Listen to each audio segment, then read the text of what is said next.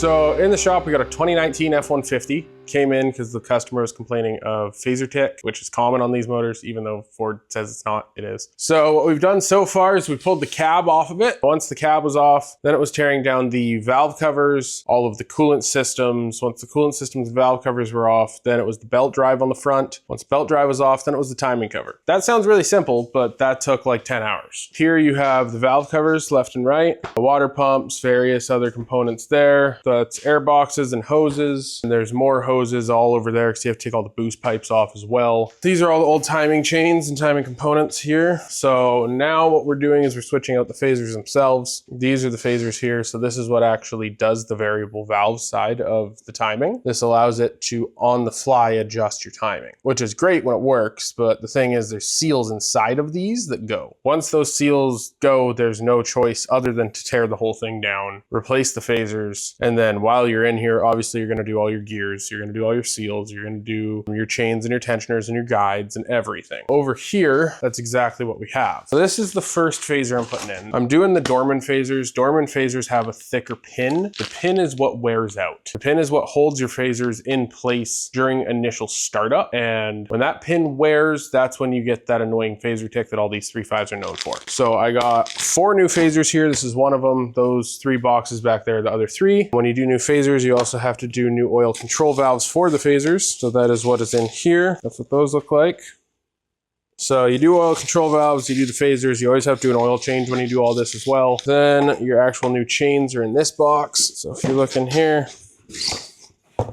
these are your 2 tensioners. There's tensioner 1, same in that box. Then you have all of your various guides, your actual chains there, and then your lower timing gear. Once this is done, this is gonna have a completely rebuilt timing system. This is the weak point on the 3.5. The bottom ends of these motors are great, top ends of these motors are great. Turbos are decent, they don't normally go that often. The manifolds are another weak point of these motors. His manifolds aren't leaking because it's 2019. You get like the 2000 and I think 2011 was the first time they came out with this motor. So if you get like that generation to 2015, they have less bolts across the manifolds, so they'll warp. One other thing we noticed with this in doing all of this is that this side's head gasket's leaking a bit. It's really not leaking that bad. It's just kind of weeping more than anything. Like it's not pooling. It's not actually mixing the oil with the coolant. It's not doing any of that. I gave him the option to switch it out because I said, you know, we have 80% of the job done, but he said that because it hasn't been burning coolant, it hasn't been burning oil, it's just a slight exterior leak that he was going to wait. And then who knows, it could be 5,000K or it could be 50,000K or it could be whatever until he needs to get it done. But once he gets it done, then we'll have to pull the cab a second time and then pull the heads off, pull the timing all apart again. It really doesn't make sense not to do it now, but now we got to get the phasers out, control valves out, and then get the new timing components on, then clean everything up, then put the new front cover on. Once the front cover's on, then I can put the water pumps and the thermostat housings and everything along the front back on. Once all that's back on, then the valve covers go back on, coil packs go back in. All of these electrical harnesses that you see back here, these all swing across the motor and go somewhere. I have them all marked and I have diagrams where everything goes. Once that's all connected back on correctly and the front's back on, then we can drop the whole body back onto the frame, connect the body back to the frame, connect all the harnesses and the brakes and the wiring and everything else back to it. Then we actually have to lift it up and remove the wheels because his front struts are also blown. So we're going to be doing that, but we're doing that after this. And then once the struts are done, then the truck's done. This is out of here. Kind of the rundown on what we're doing. So yeah, we'll get this all cleaned up and get it fixed and get it back to the client so that he can have his truck back. So yeah.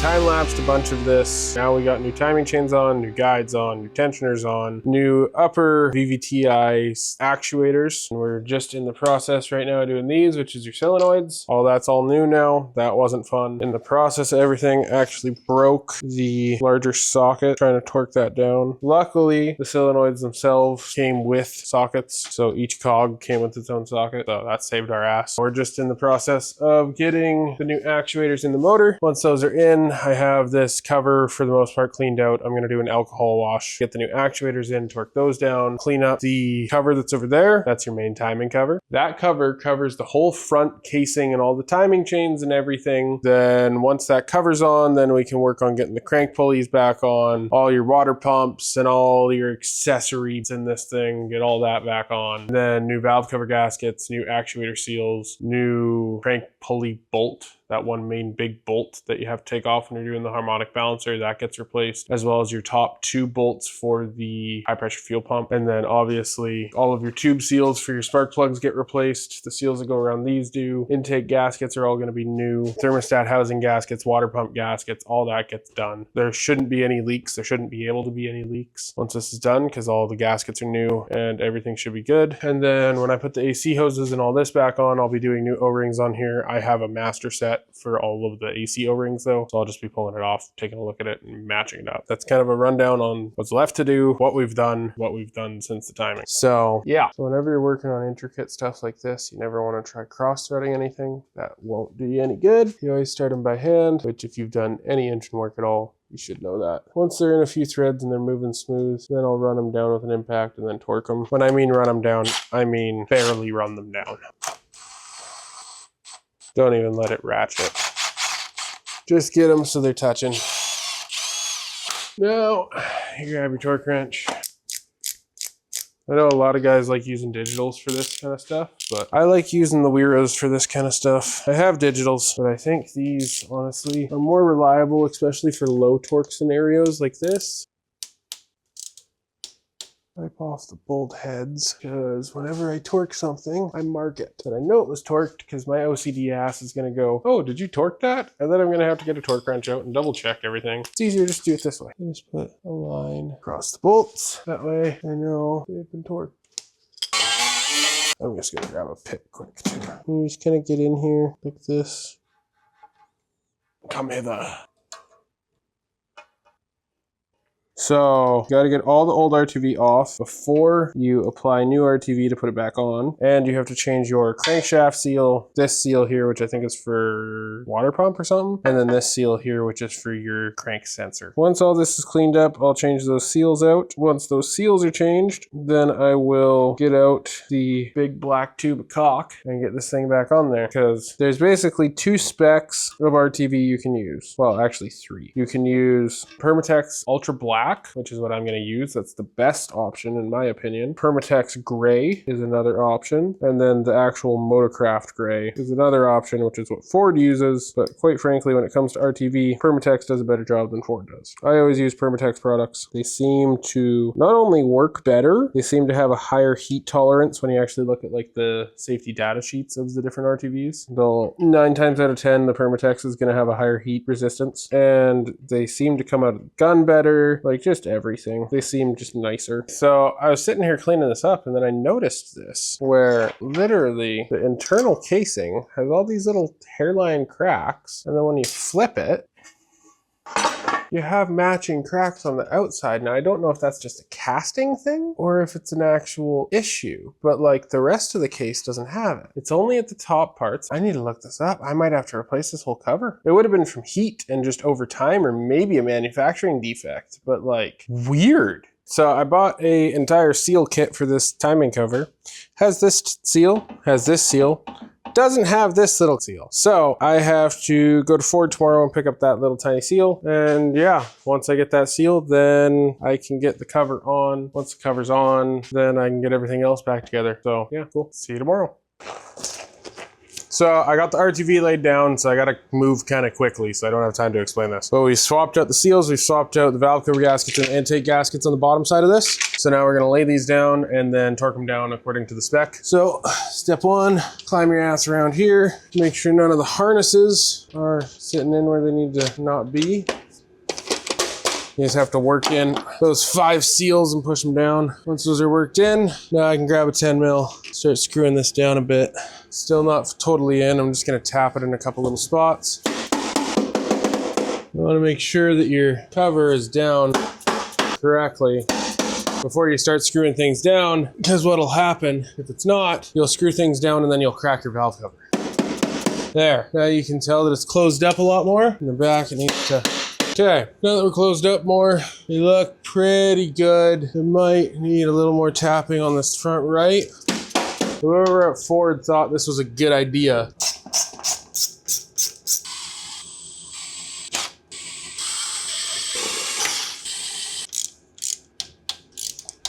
Number 3.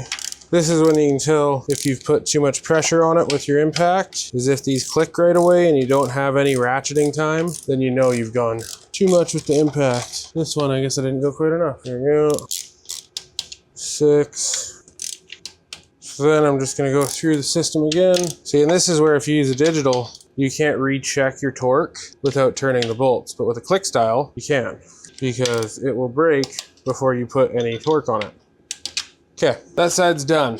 So then you just look around the cover, make sure there's no obvious gaps, which actually there is right here. That didn't seat right at all.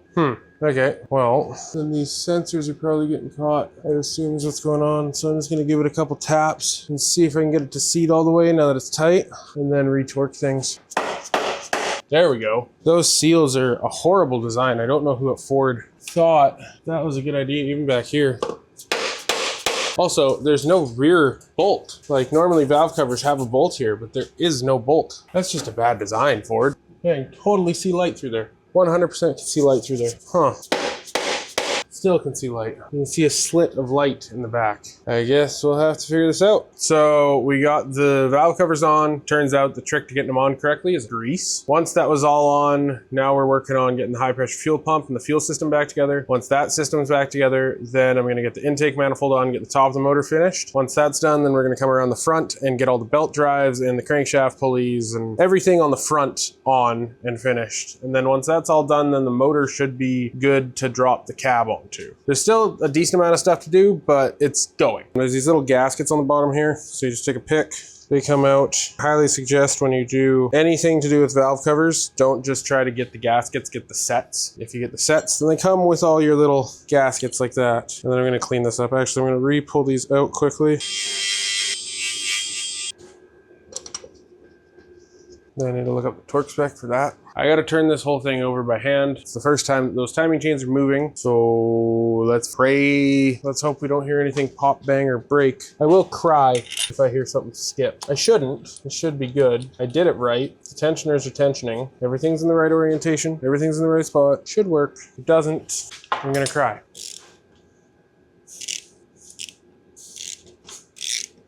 I think we're good. I think the timing's correct.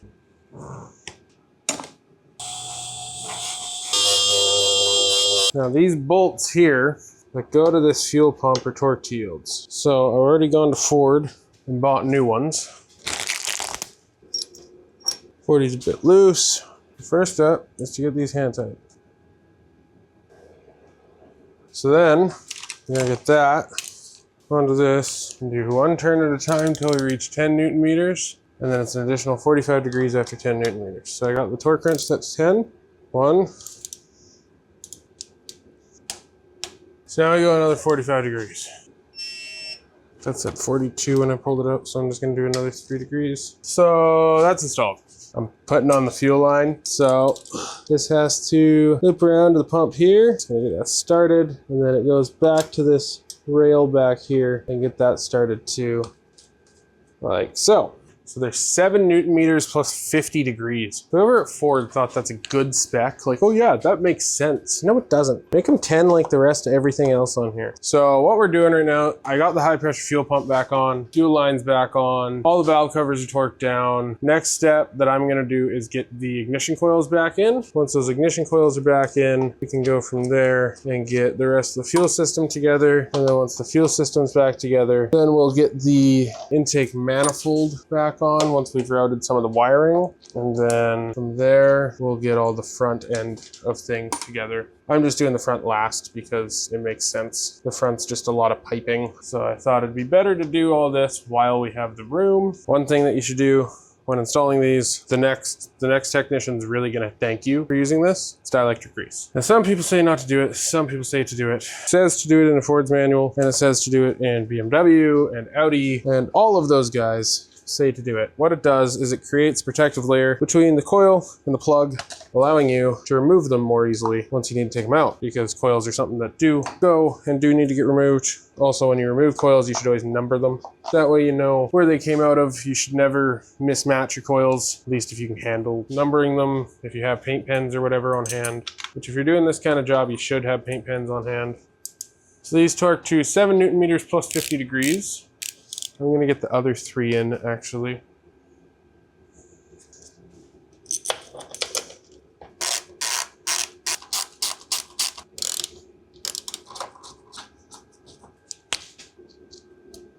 All right, coils are in. I'm tired.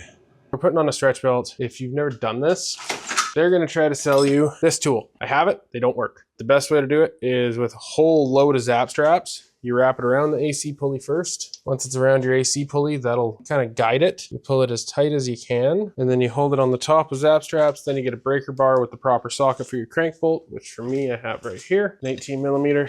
And then you do a whole lot of bitching and moaning. Popped my elbow out the last time I did one of these. So I really hope this one goes smoother.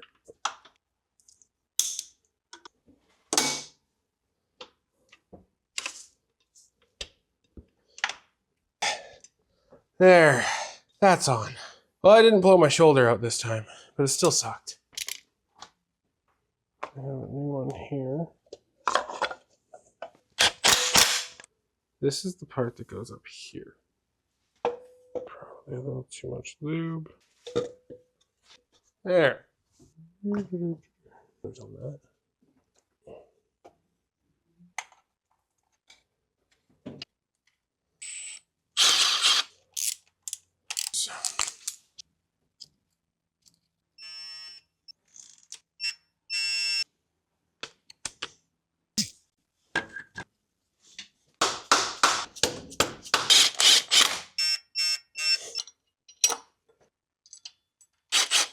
That better not be one of those stretch belts. Something that I learned a long time ago, when you're trying to work on pulleys like this, go like this. Well, maybe not. Maybe it won't bind on itself. Should though. Using one of the idler pulleys itself. This.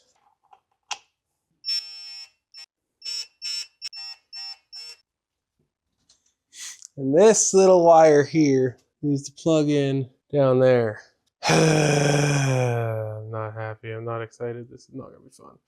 It's not that the wires are bad. It's just that the harness itself, the wrapping that Ford did, isn't exactly... this isn't working either.